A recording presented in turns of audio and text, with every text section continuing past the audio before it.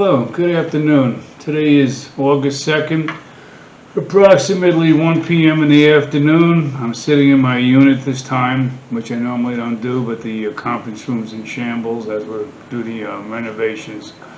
Hope everybody's doing well. Trying to give you as much information as I can. The last time I did this was 2.5 months ago on May 18th. I was hoping to wait a little longer, but wanted to give you some information that I think is fairly important, keep everybody up to date. We are going to be doing an open board meeting tomorrow night, Zooming, where our unit owners will get our financials. They'll be hearing, we'll be taking questions tomorrow evening, and this way we can eliminate the president's report tomorrow, which takes about, usually around 30 minutes. Hopefully this will take a little less. Anyway, let me start off on a good note. I hope everybody's doing well. The pool's open, everything's fine down there, and we're trying to do the best we can under the present conditions because we're still in the middle of a pandemic, so things are still pretty shaky, and hopefully things will get better eventually. But anyway, let's start off with some good news. Some of the good news is for many years now, I've been telling everybody year after year after year that we just did our new budget for 2020 or 21-22, and I was saying about 6 years ago, every year we're getting a maintenance increase every year, guaranteed. Okay, and it usually was guaranteed based on the finances. And our CPA auditor has begged me year after year after year to give it a maintenance increase, but we just can't randomly give a maintenance increase if we don't need the money. So, with that said, I have very, very good news. We're going to go for a 16th straight year with no increase this year. This is just incredible.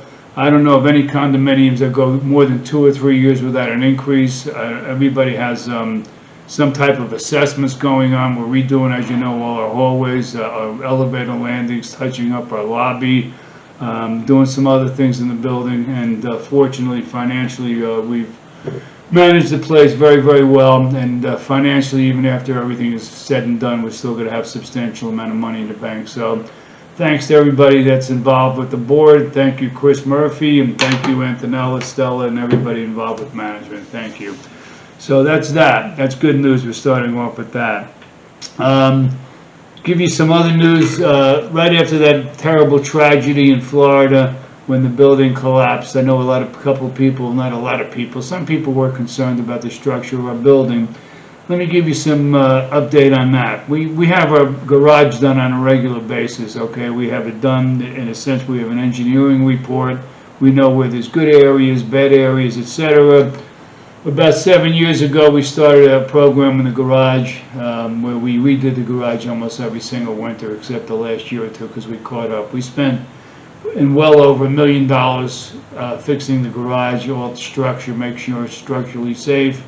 We took care of all the hot spots that we thought were hot spots, and we continue to do that. Matter of fact, we have plans on doing some areas in the garage this particular winter. We had our engineer come over here about a week to 10 days after that terrible thing in Florida to give us some comfort. He looked over the building and he told us that the structure of the building itself he sees no structural change whatsoever in the building after 46, 47 years, so that was very good news. He gave us thumbs up there.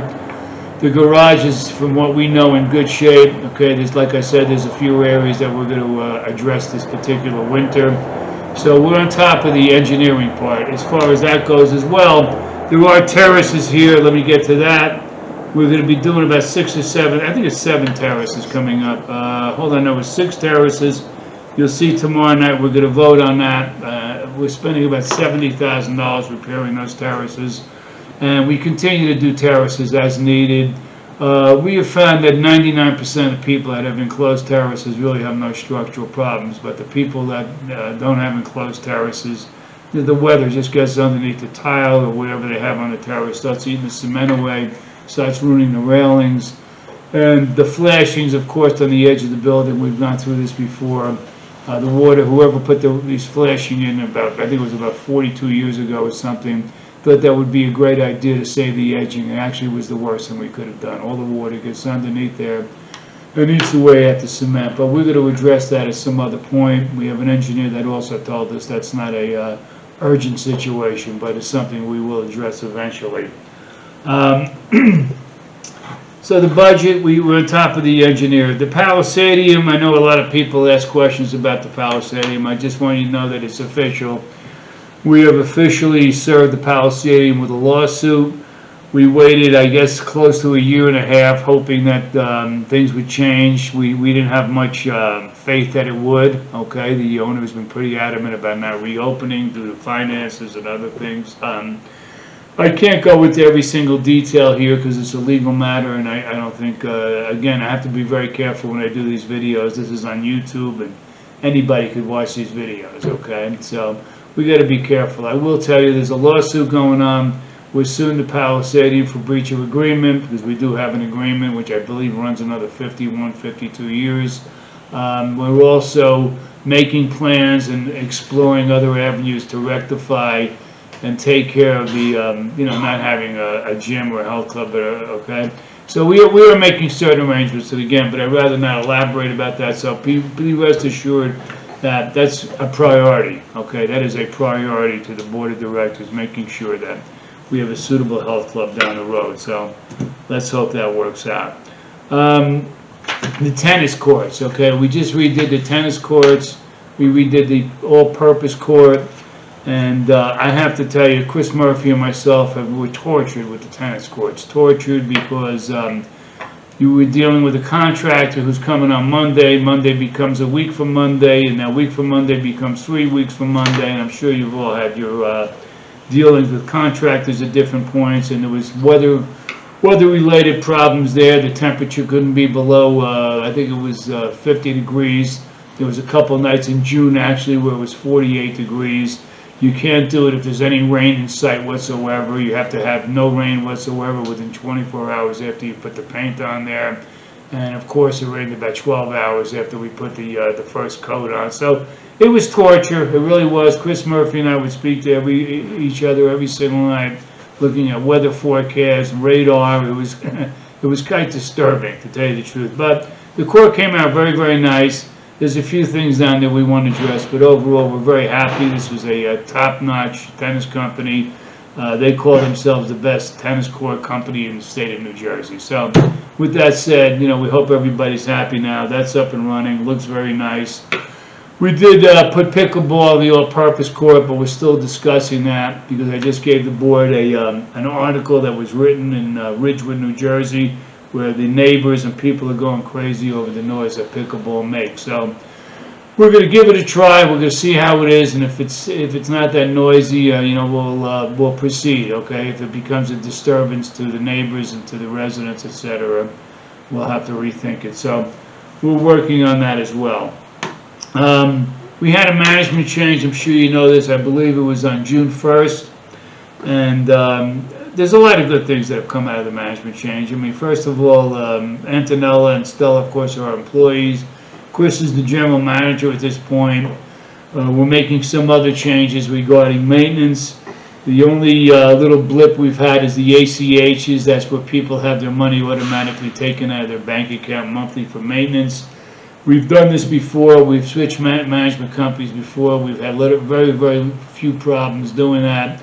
But Corner Management, who we were with, have security issues about giving us information and turning it over. So it slowed down the process with certain people that do banking with us. I think at this particular moment we have somewhere around 20 unit owners that still haven't caught up yet, but we're working on it, and we assume that it's going to be all taken care of, hopefully in the next couple of weeks or so, okay?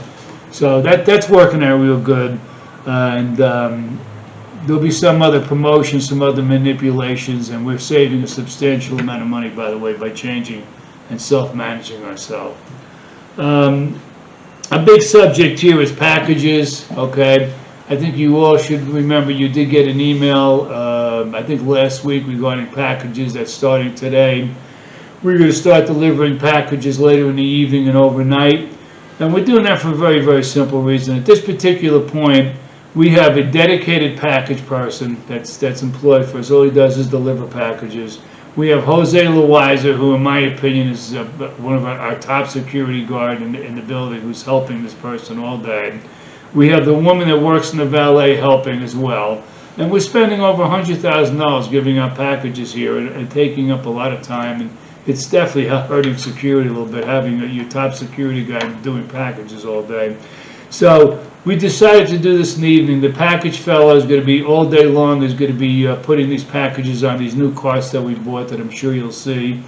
And then overnight, the security will be delivering this to all the floors, which I think is kind of good for security in addition to the packages, because now you'll have security guards on almost every floor during the night. So that's very, very good. But I apologize to people that are waiting for the packages. So, of course, if you have perishables or something's very urgent, you could put a special request in, and we'll try to work that out. Perishables will be delivered to your door during the day. Excuse me. Again, okay, this has been the packages. I don't want anybody to be misled. It's not like we get FedEx at 9 o'clock, UPS at 10 o'clock, and the United States Post Office at 11. This stuff comes in all day, and sometimes you can get 200 or 300 packages at one time. This is very, very difficult what we're doing. So, in other words, it's not like we can get, we get 2 loads and say, okay, let's go deliver them. It doesn't work like that. They just keep coming in waves all day. We've gone from 6-7 years ago, 30 packages a day, to now we're like, oh, some days we have well over 600 packages. It's just mind blowing. So we're doing the best we can, and of course we'll work with the residents to the best of our ability. Please do not come downstairs and say I need my package, because it may be on the bottom of 100 other packages. It's going to be very tough. So bear with us. We'll do the best we can, and I apologize to anybody that this is inconveniencing. Toward immunity. As you know, we had a big thing on toward immunity. We're still about 60 people short, 60 unit owners short on that. I saw some of the people that didn't vote on it. I was very, very, very surprised, okay? Because to me, it's really a no-brainer. You could still sue the building if the building isn't, taking care of things properly, but you can't sue us just for anything. Now, let me give you an example, okay? We had a unit owner that's child fell down the monkey bars out there a couple of years ago. He alleges that his son fell off the monkey bars and hurt himself, okay? There's padding out there that was put in professionally, etc. And if a child plays on monkey bars and gets hurt, it's unfortunate, and we feel very bad about it because we don't want anybody to get hurt. But that's the risk you take when you're playing, in a playground, or you slide into home plate when you're playing baseball or you're playing football. These are the things that could happen. So if we had tort immunity, that lawsuit wouldn't really count at this particular point. But I will say this, okay? As soon as they put the claim in, this has nothing to do with winning a lawsuit or losing a lawsuit. If you're stopped at a light and somebody rear-ends you when you're driving, even though you're stopped minding your own business, your insurance, that's called a moving accident. You're in your car, okay? So you're going to be responsible. It works the same way here. Once they sue you, even if we're 100% right, we automatically, okay, our rates go up. So this is going to affect our insurance, okay, this particular suit, and some other things that are going on. So I urge you to please vote for tort immunity. I have a couple of board members who are going to be putting a big effort into it in the next several weeks to try to get 60 more unit owners to vote on this so we could pass it. And we're also going to have to, at some point, so we could go on record right now, to put, if we decide to put a gym in the building, we're going to have to get two-thirds of the unit owners here also to vote on a gym, because that's not in our governing documents or our master deed. So we'll get into that as soon as we get finished with tort immunity. Some people have mentioned, and I'm going to say some, I'm going to say a couple, and if you're watching this, you know who you are. Some people have mentioned, where's the chairs in the lobby? Well, the chairs in the lobby aren't there for several reasons. Number one, we're still in a pandemic. We don't want people sitting in the lobby. We're trying to do the best we can for health reasons. Number two, the chairs are being recovered, which they should be done any moment. But most importantly at this point, also, in August, in this month, we're going to have a lobby re-wallpapered, and we're going to have some work done down on the lobby. So we're not going to put the chairs back in until it's completely done, re-wallpapered. We're doing the chairs in the lobby. We're doing the benches across from the elevators. We're doing the benches where the outer lobby is, where the doorman is. And we're going to spruce up our lobby a little bit. So, be a little patient regarding the chairs. It's, all going to come together and look very, very beautiful. Hot water, we changed. You'll see tomorrow night we'll vote on that. We rebuilt and put in a new hot water heater in the low rise for hot water. We had a problem with that. We had it fixed. Nobody even knows it because thank God we have a backup, so we switched around. And there's some other things. So the building's in great shape right now. Okay, the building's in great shape. Our boilers are all relatively new. Our pumps are in good shape. As you can see, we're renovating the whole building. The renovation is going very, very fine. We expect the renovation to be, we hope, 95% done sometime October, maybe early November. The last thing that we just ordered as recently as today, believe it or not, was the lighting for the hallways. We indecisive regarding that. So the lighting has been ordered. That may take a couple of months. That'll be the last thing that goes up.